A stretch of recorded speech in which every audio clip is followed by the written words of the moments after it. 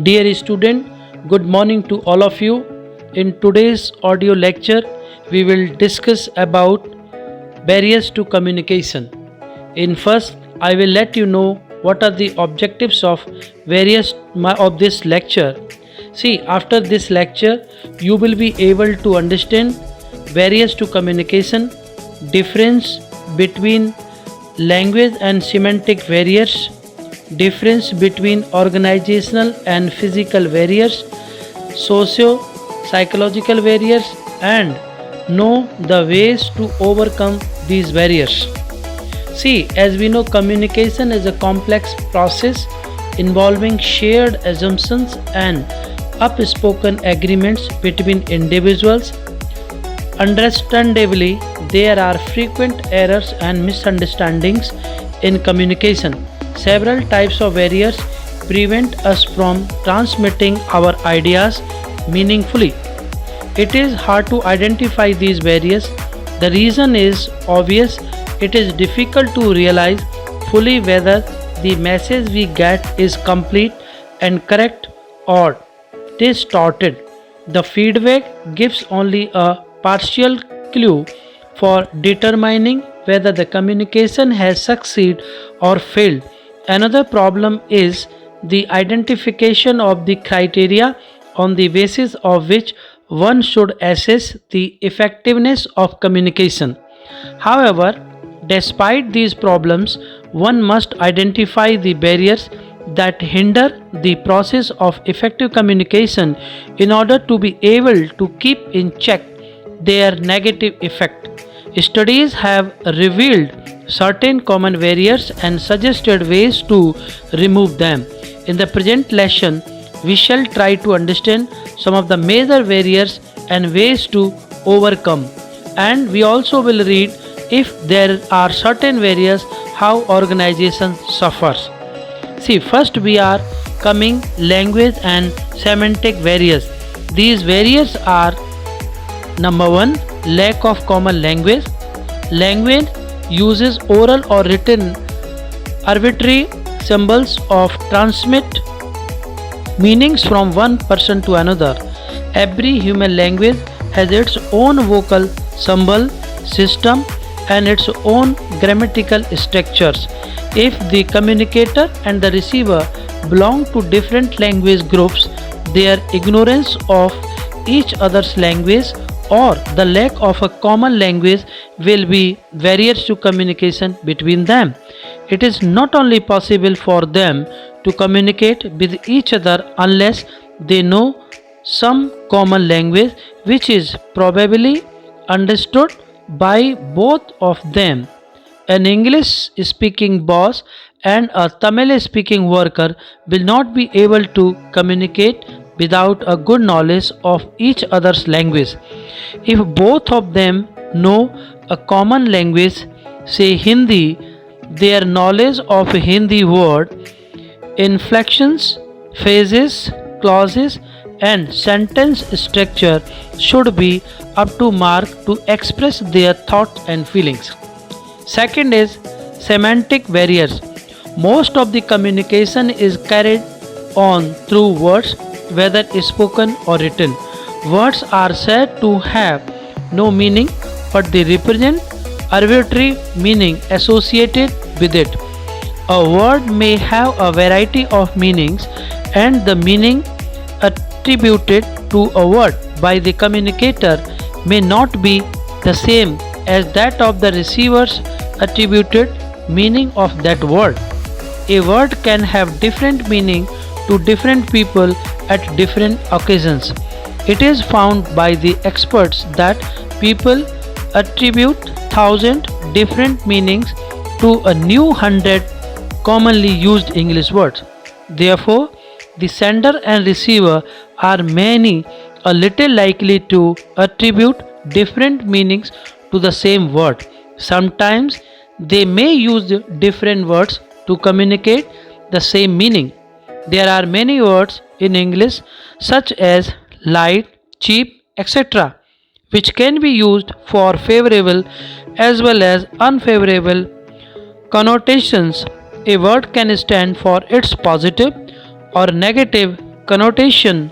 Sometimes the intended meaning of the sender's word is wrongly entered by the receivers by attributing negative meaning to it. So next is poor vocabulary. Poor vocabulary makes our message more complicated. Our pen falters and tongue foams when we probe into our brain for a sustainable word or phrase. The words have different connotative and denotative meanings. The communicator needs to know them clearly in order to use them with clarity and precision. Words stand not only for their meanings but they are also charged with the action and emotions.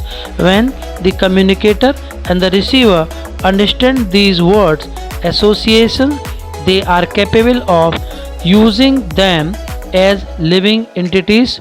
Poor vocabulary does not allow the communicator to write or speak effectively. It does not allow the receiver to understand the message clearly and completely. If the receiver does not understand the words, the sentences cannot be properly comprehended by him. Poor knowledge of grammar and punctuation. Poor knowledge of grammar and punctuation is a barrier to verbal communication. A good vocabulary is of no use unless the communicator acquires the knowledge of how to use it in a sentence. More than ever before, the job applications, business report writers, business correspondents, and all those who are involved in written and oral communications today must have superior grammar skills because an understanding of grammatical structure provides excellent basis for effective writings, speaking, listening, and reading skills. If the communicator is not able to choose the correct verb form that agrees with a given noun or pronoun, if he is not able to use nouns and pronouns precisely to indicate who does what, if he is not able to select exact adjective or adverb, if he is not able to use conjunctions and prepositions to join words correctly, he will not be able to communicate his ideas, thoughts, and feelings fully and correctly. In addition to a good grammar, a knowledge of punctuation is essential for effective communication. Many of us do not pay adequate attention to it, but it must be remembered that the faulty and improper punctuation can change the intended meaning of the sentences. Next, roundabout verbs. Roundabout verbs consist of the uses of overworked, troublesome, and exhausted words and phrases which usually cause a considerable amount of misunderstanding and confusion. It is a long-winded way of saying that the meaningless padding. By avoiding such roundabout verbs, we can add a good deal of loveliness and simplicity of expression to our written as well as oral communication. For example, instead of saying in the majority of cases or in a number of instances, we can say some or usually. Instead of saying commence, we can use start or begin. Instead of saying prior to, we can say before. Roundabout verbs should be avoided to achieve clarity and simplicity of the message. Next is organizational barriers. In organizational barriers, there are different factors that are supposed to be understood. Number one, hierarchical barriers. In the organization, communication transmission must flow through certain formal channels which are established by the organizational hierarchy. The employees are expected to connect the superiors and the subordinates through their immediate superiors or subordinates. This often results in hardships and difficulties in meaning-free flow of communication. Some management disapprove with the barriers of hierarchy and purpose. The everyone in the organization should be free enough to communicate directly with anyone else who can help him to solve his problem. Usually, the subordinates do not find it easy to communicate their problem to their superiors. They experience an awe of authority in communicating with their superiors. Sometimes the upward communication is deliberately distorted and suitably edited in order to make it pleasant and acceptable to the reputed officer. Frustration is caused among the employees when their communication is restricted to the formal channel only. They try to find the resources of the informal groups which communicate through informal channels of communication like grapevine. Next, increasing specialization of the workforce. Increasing specialization of the workforce is posing the serious barriers to effective internal communication in large size business organizations. The tasks are specified and the procedures are structured in such a way that the workforce can hardly come out of their compartments to communicate with the people in other functional groups. They look only at those things that need to be done by a functionalized group. Every one of them is assigned with a special kind of job. This makes it increasingly difficult to see and overcome with the people outside one's specialization. So far as possible, the works of each employee is confined to a single function, but this is only always possible. Therefore, generally, the people who are involved in related functions are grouped together in the form of a functional department which is headed by a common superior. This separates the group of people belonging to one department from the another departments in the same organization. Next is wrong choice of medium. The lesson 2, we have discussed the various medium of communication available to us. It may be oral communication through interviews, conversation, speech, telephone tasks, conferences, radio, speech, conclave, etc. It may be face-to-face communication, written communication or non-verbal communication. All these ways of media of communication are suitable for communicating at different times and for different purposes. Therefore, it is essential to think about their relative merits and limitations before selecting one of the media for communication. The sales manager must think over it. Would be better for him to hold a face-to-face talk with the prospective buyers than talking to him on the telephone. The oral communication may be wrong medium for the smuggler at certain occasion, and he may communicate safely and quickly by flashing a torchlight as a signal. Again, the oral medium will be wrong one for a policeman who should blow his whistle or use hand gesture to stop the vehicle. Audio-visual media vehicle better to instruct the uneducated workers, especially in rural areas, rather than using the written media for that purpose, which is merely an audio aid to communicate. Sometimes it is better to communicate on telephone than to write a letter, but there are certain messages which are more effective if they are communicated through written media. Amount and complexity of message. Amount of message received by the receiver is one of the major barriers to communication. The increasing complexity of the modern business world has resulted in ever growing needs of boundless information.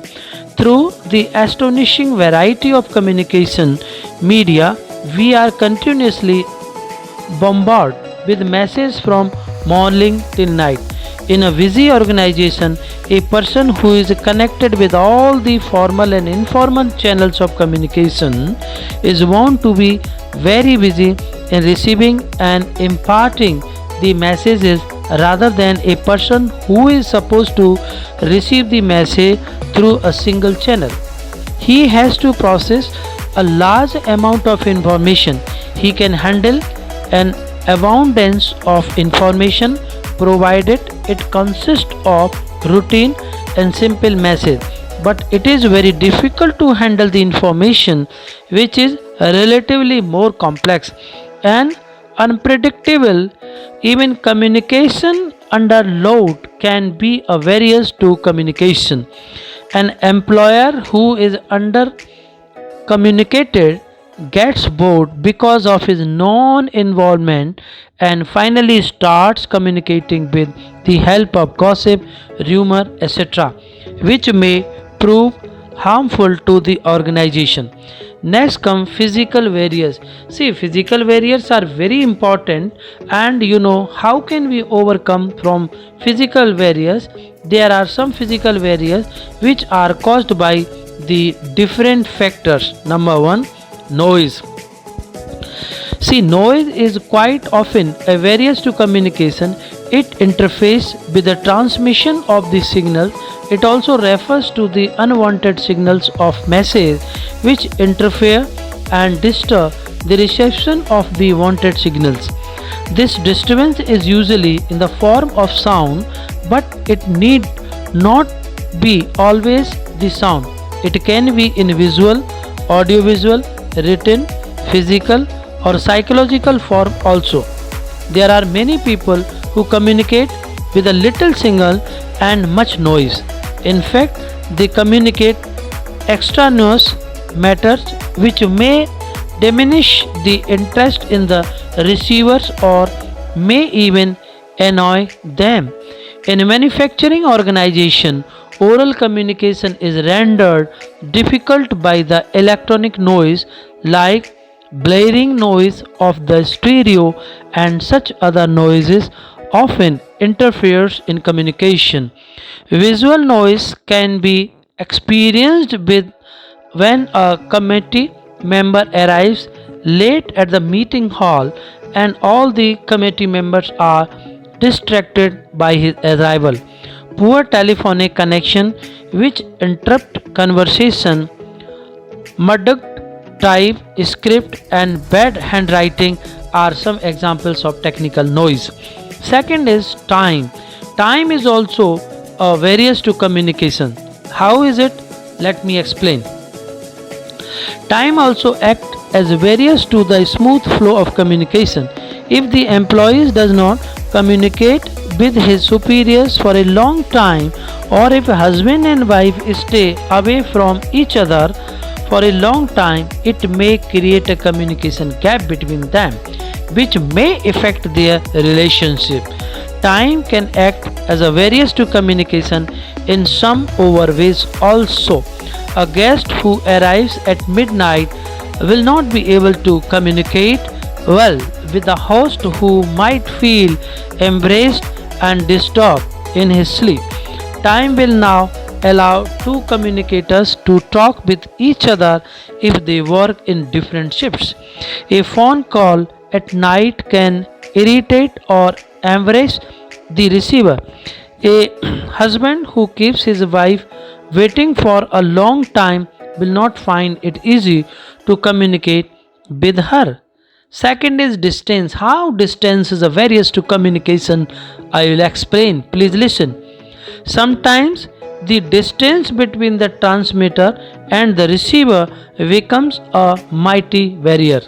It can happen if the technical devices of the communication such as telephonic, telex, etc. are not available to link them. Faulty sitting arrangement in the office can create a kind of communication gap which can be eliminated by adjusting the distance. distance between the workbenches in the office or in the modern production departments, and half partitions between them are the distance barriers which severely limit the communication among the employees. Age and educational background. The age, maturity, educational background, and the era in which a person grows up make a generation which inevitably comes in the way of human communication. The generation gap becomes obvious in their use of vocabulary and style of speeches and the value of life which they adhere. Considering his age and maturity, we tend to apply different standards of judgment to judge the statement of the speaker. In an organization, older workers gradually form their social groups which often remains apart from the younger workers. Their likings and interests are different and they take less interest in sports, cocktail parties and movies. Next is sex or gender is also a kind of barrier. When men and women work together in a group, men tend to be more assertive, acquisitive, self-confident and aggressive than the women. The gender stands as a barrier to a direct, honest and appreciate expression for a female's thoughts, opinion and beliefs. On the other hand, man is more assertive of his thoughts and opinion. It is also found that women are more likely than men to express their emotions and feelings about a situation. But it must be noted that these are general tendencies of gender type communication behavior and not the rules. The girls tend to be less aggressive because they receive negative results such as rejection, criticism for such behavior. They are brought up with the feeling that assertiveness is unfeminine. A girl who is brought up with such feminine concepts about herself may try to avoid a frank eye contact with the interviewer and may even speak in a voice that is almost inaudible. Socio-psychological barriers. Dear student, in this topic I will tell you what kind of socio-psychological barriers are there and what is its effect in organization or in day-to-day communication life. See, status barrier. Status consciousness exists in every organization and in one of the major barriers to effective communication. Status is a position or social rank of a person in a group. It depends on the person's abilities, amount of pay, job, skills, seniority, type of work assigned, age, etc. The high status employees within a group enjoy more power and influence the low status employees. So, status reflects the degree of power, authority, importance, and responsibility placed on an individual by the other people in the organization. The subordinates are usually afraid of communicating unpleasant and unfavorable information to high status people. They get scared of entering into the air conditioner cabins with runs on the floor and a number of telephones on the table. They become conscious of their own status in relationship with the status of their superior. This status consciousness is harmful in the process of upward communication. The employees fear that the unpleasant facts communicated to their superior might bring adverse effect on them. If the information displeases the superior, they are reluctant to communicate their problems, shortcomings, mistakes, and other unfavorable information to the higher ups. They do not show courage of offering suggestions and plans to improve the organization and its procedures. for the fear of being called arrogant by their superior. In order to safeguard the dignity of their status, the high ups avoid accepting suggestions from the subordinates and pursue their higher status stands for better knowledge and competence than any of their subordinates. These assumptions may prove to be serious barriers to communication between them. Therefore, it is essential that every superior should encourage his subordinates to talk freely. Attitudes and values. As we know, attitude and values are very important. Sometimes they are negative and they are also a kind of barrier to communication.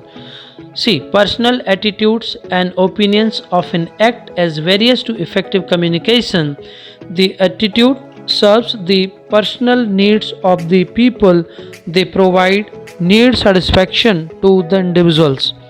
The messages are interpreted by the people in terms of their attitude and values. Their attitudes and values are different not merely because they are physically different but also because they are different backgrounds. They deal with the individuals and events according to their attitudes and assumptions. Their personal attitudes, values, and opinions are the barriers to an effective communication.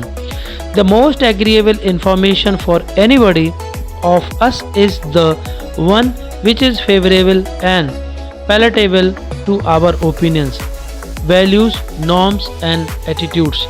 The message which runs contrary to our views and beliefs is not easily acceptable to us, even when it is factual and true. We promptly accept the government policy if it is favorable to our business, but we express our strong resentment if it adversely affects our business. Different comprehension of reality. The reality of an object or a person is different to different people. Reality is not fixed concept, it is complex, infinite, and continuously changing. The individual experience and their interpretations are never identical because their perceptions are different. On account of different abstractions, interference, and evaluations, they perceive reality in a different way. If two friends see a movie together, their interpretation of the event and the characters in it will certainly be different. The communication barriers arise as a result of different selective perceptions of the same object or idea by two or more people. Our physical senses like hearing, sight, taste, touch, and smell are our contact with the physical world. Some people have limited range of power of their sense, whereas some people have very acute and strong sense. These physical differences are also responsible for different perception of the existing times. Human needs are strong motivating factor which can very easily alter his perception. We create our own reality through selective perception which hides certain things that are there and sees certain more things than are there. Inference. We directly see, hear, smell, taste, feel, and can verify and confirm immediately constitute a fact. However, the statements that go beyond facts and the conclusions based on facts are called inference. When we get up in bed at 7:30 a.m., we infer that Mummy might have already started her housework. When we sit down at the table to write, we infer that the chair will support our weight and ink will flow from the pen. Thus, the statements which are based on the facts and go beyond the facts are inference. We may have good reason to expect that our inference will be correct, but they may prove incorrect due to some unpredicted probability. As inferences go beyond the fact in making certain statements, they can give wrong signals also. We are to interpret symbols on the basis of assumptions which usually prove correct, but we must be aware of the probability that they may sometimes prove incorrect. When we travel in the state transport bus, we infer that we may reach safely at our destination, but that inference may not prove correct if the bus is caught in some accident.